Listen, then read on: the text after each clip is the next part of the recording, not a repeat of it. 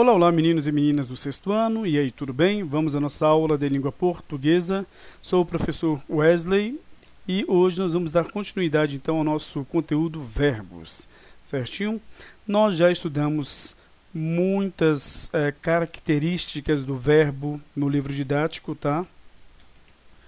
E agora vamos dar continuidade a este estudo. Por quê? Porque o livro não tratou de todas as particularidades do verbo, dos verbos, né? Por exemplo, o livro trabalhou o conceito de verbo, as formas nominais, as conjugações verbais, né? Primeira e segunda conjugações, né?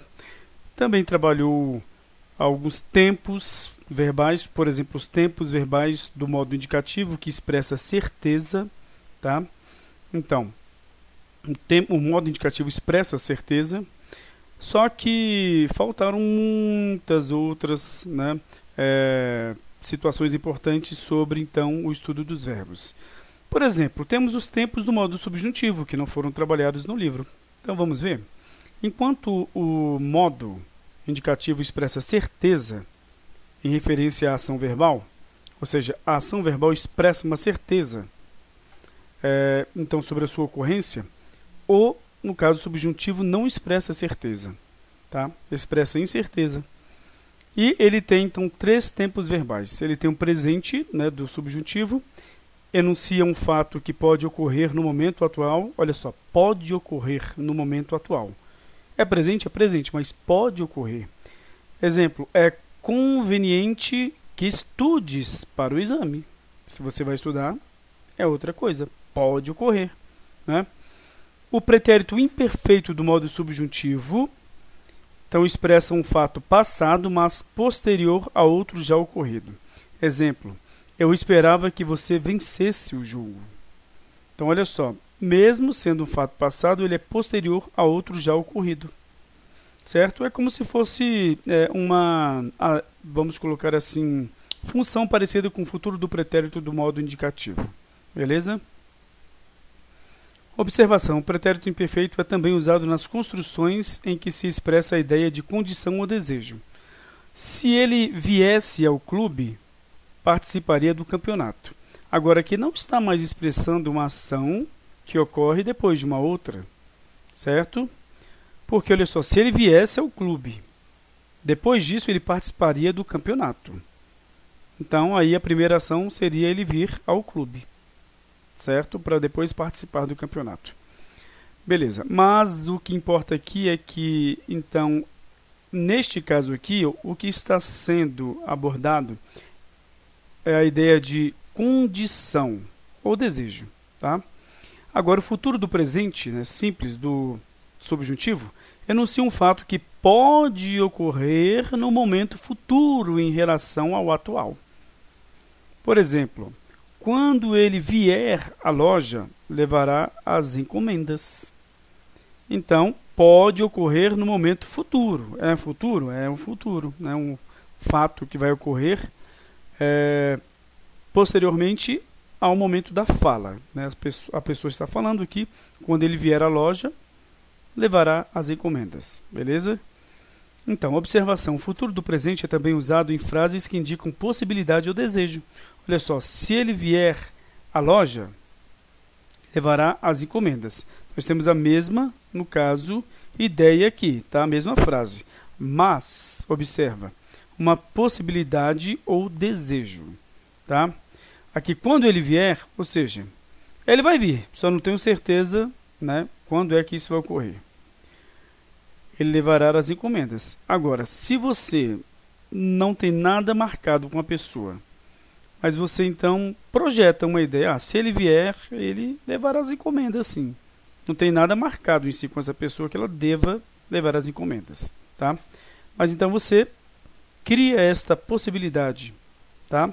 Uma condição, né? Na verdade não é uma condição, é uma possibilidade mesmo de ocorrer, tá? Se ele vier à loja, levará as encomendas. Beleza, então são somente estes três tempos verbais do modo subjuntivo. O presente, uma ação que pode ocorrer no momento atual. O pretérito imperfeito do modo subjuntivo, que então vai ser uma ação que pode ocorrer depois de uma outra ação, né? Que poderá ocorrer depois de uma outra ação. E também o pretérito imperfeito pode enunciar um fato, né, que expressa uma ideia de condição, certo? Ou desejo, ou mesmo há também o futuro, né, que o futuro vai enunciar um fato que pode ocorrer, certo? Em relação ao momento atual. Ou também que pode expressar uma possibilidade. Beleza. Agora, o outro tempo verbal é o imperativo, certo? Expressa uma ordem, um pedido, uma recomendação, um alerta, um convite, um conselho, súplica, etc. Vejamos alguns dos exemplos, olha só, de verbos no modo imperativo para ficar mais claro o conceito deste modo verbal. Exemplo, vamos, corram, perdoe-me, eu lhe imploro, por favor, diga-me onde fica esta praça, organizem-se rapidamente, faça o que digo agora. Então, ele, logicamente, serve para dar ordens ou também expressar algum tipo de súplica, conselho, convite, alerta, recomendação, pedido. Beleza? Então, o imperativo é formado de uma maneira diferente dos demais modos. É um pouquinho complicado. Notem-se, olha só, duas coisas. No imperativo não existe a primeira pessoa do singular, porque você não pode dar uma ordem em você mesmo. Vamos, Wesley, vamos embora, vai. Não tem condição, né? O imperativo é indeterminado em tempo, não tem tempo verbal. Tá? Supõe-se que, como se trata de uma ordem, a ação se dará no futuro. Beleza? Então, imperativo afirmativo. Para tu, pare você. Que é o verbo parar. Tá? Paremos nós, parai vós, parem vocês. Deixa eu colocar aqui então. Beleza, olha só. Na segunda pessoa, tu ou vós, usa-se o verbo conjugado nas segundas pessoas do singular e plural, respectivamente pertencentes ao presente do indicativo, cortando-se a letra S. A exceção é o verbo ser. Se tu, sede, vós. Tá? Vamos fazer isso? Olha só. Nós temos aqui, então, observe o presente do indicativo. Você vai colocar assim, eu paro. Deixa eu voltar aqui.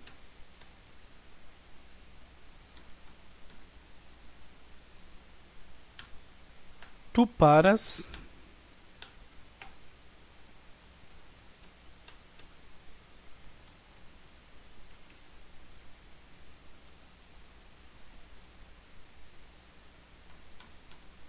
Ele para.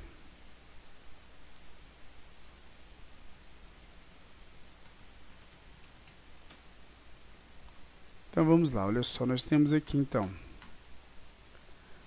a segunda e a segunda com você. E depois a primeira do plural e, no caso, vamos aqui para, no caso, a segunda pessoa do plural. Aliás, a primeira pessoa do plural do presente do indicativo. Nós paramos. Vós parais.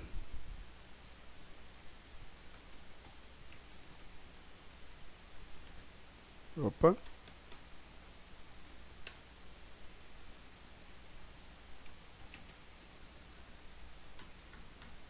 E eles param.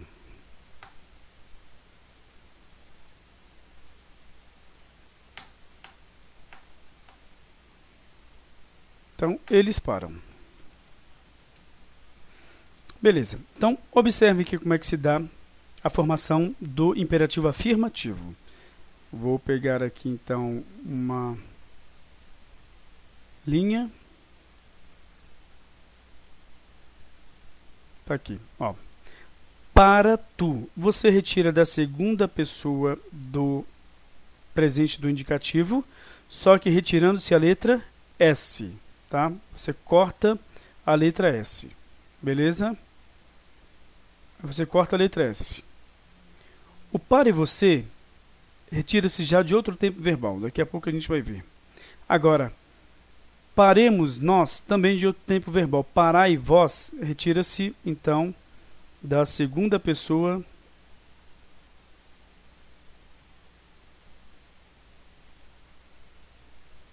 do plural do modo indicativo. Só que você retira o S. Certo? Agora nós temos o pretérito, na verdade, o presente do subjuntivo. eu pare, tu pares,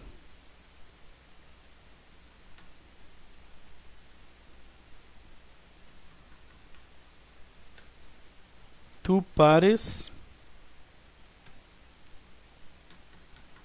ele pare.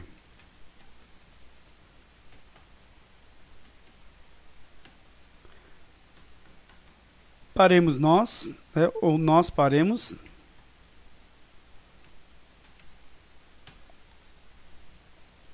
Vós pareis e eles parem.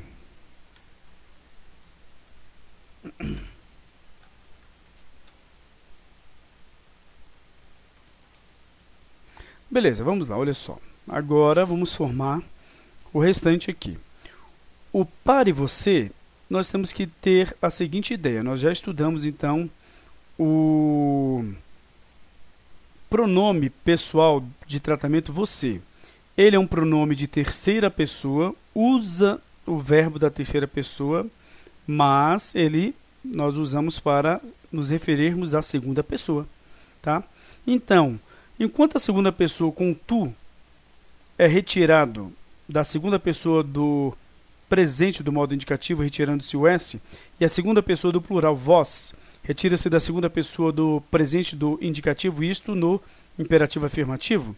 Nós temos aqui, então, este para você, paremos nós e parem vocês, que retiram-se do quê? No caso, presente do modo subjuntivo. Deixe-me colocar aqui, então, as setinhas. Pare você.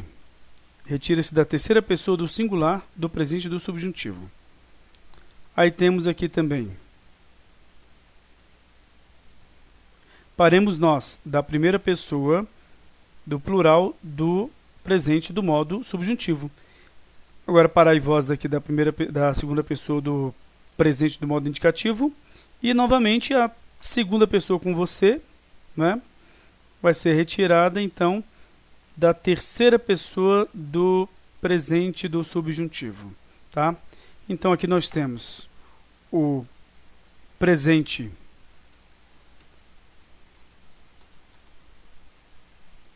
do indicativo. Aqui nós temos o imperativo afirmativo e aqui nós temos o presente do subjuntivo. Espero que vocês tenham entendido. É assim que se forma, então, o imperativo afirmativo. Tá? Retira-se a segunda pessoa do presente do modo indicativo, retirando a letra S. Isso para o tu. Para tu. Por que vem o pronome depois e não como os outros tempos verbais que o pronome vem antes? É porque é o seguinte, ó, para de fazer tal coisa, para tu de fazer tal coisa, para você de fazer tal coisa. Certo? Então, nós temos aqui a segunda pessoa do plural também, que retira-se da segunda pessoa do plural do modo indicativo, retirando-se o S. E a segunda pessoa com o pronome você, refere-se à terceira pessoa do presente do subjuntivo, ele pare, então, pare você. E primeira pessoa do plural, você tem como dar uma ordem agora, quando se trata de você com outras pessoas. Vamos embora, por exemplo, ou paremos nós, retirado-se também do presente do subjuntivo, tá? Paremos.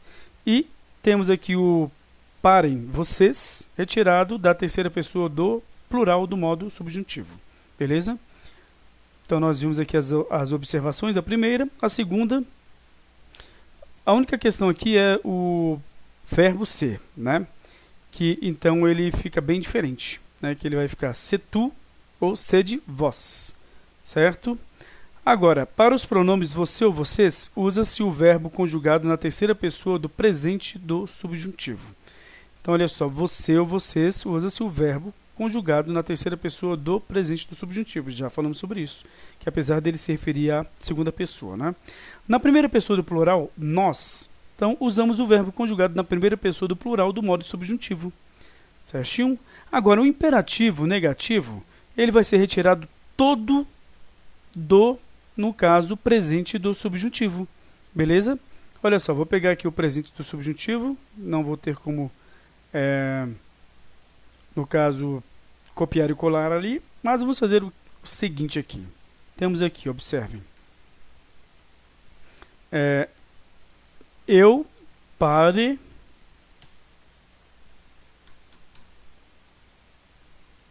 tu pares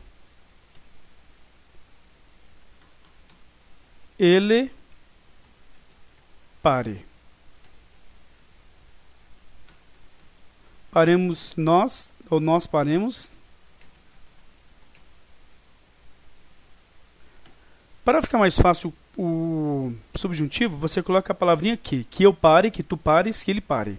Que nós paremos, que vós pareis.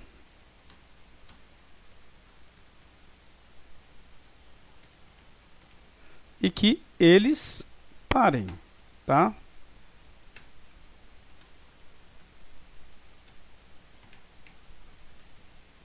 Então, retira-se do quê? Do presente do subjuntivo, tá? Aqui, então, o imperativo negativo e aqui é o presente do subjuntivo.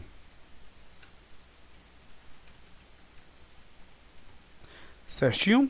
Então, nós temos aqui, não pares tu, vai tirar aqui do tu, né? Não pare você, vai tirar da terceira pessoa. Sempre o você retira-se, né, a conjugação verbal do verbo de terceira pessoa. Paremos nós, da primeira pessoa do plural, logicamente, né? Posso até fazer o seguinte, né? Jogar este eu mais para cima, porque não tem, no caso, o imperativo negativo com a primeira pessoa e nem afirmativo. Mas temos com a segunda pessoa, com tu e com você, referindo-se à terceira pessoa, com a primeira pessoa do plural, segunda, né? Com tu e vocês, mas não tem a terceira pessoa também. Como é que você vai dar uma ordem em quem não escuta aquilo que você está dizendo? Por quê? É o seguinte, primeira pessoa, quem fala, tá? Você não tem como dar uma ordem em você. Segunda pessoa, com quem se fala, você tem como dar uma ordem em outra pessoa que está falando contigo, tá? A primeira pessoa do plural, você tem como dar uma ordem incluindo você em um grupo. Sim, vamos fazer isso, tá? Né? Aí vai, paremos de fazer isso. E você tem como dar uma ordem em um grupo de pessoas, né, que esteja escutando, né, as suas palavras. Agora, não tem como você dar uma ordem para a terceira pessoa, porque a terceira pessoa refere-se àquela pessoa de quem se está falando. Como é que você vai dar uma ordem em uma pessoa de quem você está falando? Não tem como, não é? Então é por isso, gente. Mas vamos deixar então assim, esta que é a formação do imperativo negativo, beleza? Então, na próxima aula, nós vamos dar continuidade às formas nominais, nós já estudamos, vamos pular, e aí nós vamos continuar, então, a aprender aqui o que é morfema, que se refere também ao verbo, tá bom? Então, gente, até a próxima aula, vou deixar um pequeno exercício, tá? E tchau, tchau.